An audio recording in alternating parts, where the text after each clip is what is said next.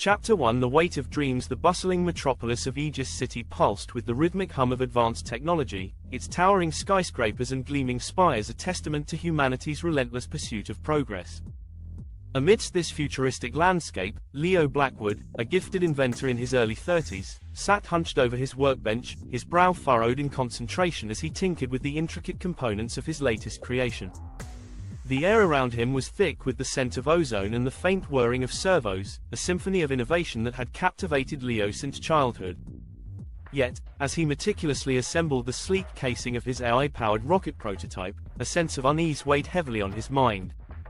Glancing up from his work, Leo's eyes swept across the cluttered expanse of his modest apartment, a stark contrast to the gleaming technological marvels that surrounded him. The worn furniture and faded walls served as a constant reminder of the financial struggles that had plagued his family for years, a burden that had only intensified since his wife, Emma, had left him. With a heavy sigh, Leo set down his tools and leaned back in his chair, running a hand through his unruly curls. The memory of Emma's departure, just a few weeks prior, still stung like a fresh wound, the ache of her absence as a constant companion. "If only I could prove my worth," he murmured to himself, his gaze drifting to the partially assembled rocket. Then maybe she'd understand.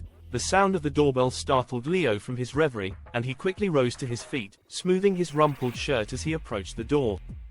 Peering through the peephole, he felt his stomach twist with dread at the sight of his brother-in-law, Marcus, standing on the other side, his expression as severe as ever. Steeling himself, Leo opened the door, greeting the imposing figure with a terse nod. "Marcus, what brings you here?" Marcus swept past him, his polished dress shoes clicking against the worn floorboards as he surveyed the apartment with a critical eye. "Can't a man visit his dear brother-in-law?" he drawled, his tone dripping with condescension. Leo tensed, his fingers curling into fists at his sides. "I'm sure you have a reason. What do you want, Marcus?" Turning to face Leo, Marcus's lips curled into a thin, sardonic smile.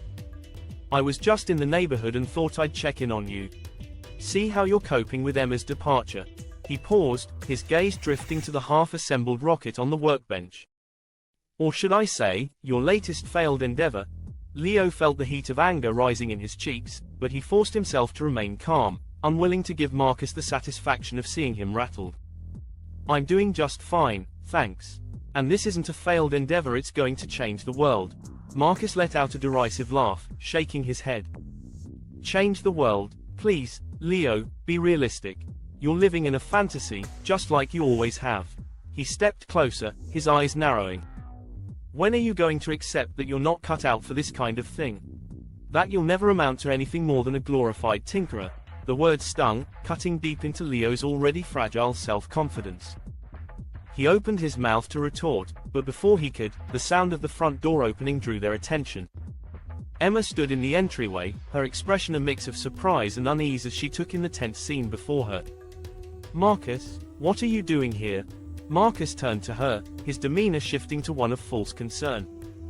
"Emma, darling, I was just checking in on your dear husband." He emphasized the word dear, with a pointed glance in Leo's direction.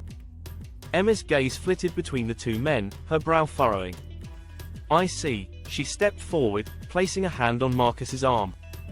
"Well, I appreciate the concern, but I think it's best if you leave now." Marcus hesitated for a moment, his jaw tightening, before he nodded stiffly.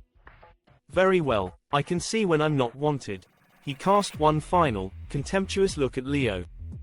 "Just remember, Leo, the real world doesn't reward dreamers. It's time you learned that." With that, Marcus swept out of the apartment, leaving a heavy silence in his wake. Leo stood rooted to the spot, his hands trembling slightly as he struggled to compose himself. Emma turned to him, her expression unreadable. "Leo, He held up a hand, cutting her off. "Please, Emma, not now." He couldn't bear the thought of another confrontation, not when the weight of his failures and Marcus's taunts already threatened to crush him. Emma nodded, her lips pressed into a thin line. "Okay." She moved towards the bedroom, pausing at the doorway. "I'll be packing the rest of my things. I think it's best if I leave tonight." Leo watched her go, the realization that his marriage was truly over hitting him like a physical blow.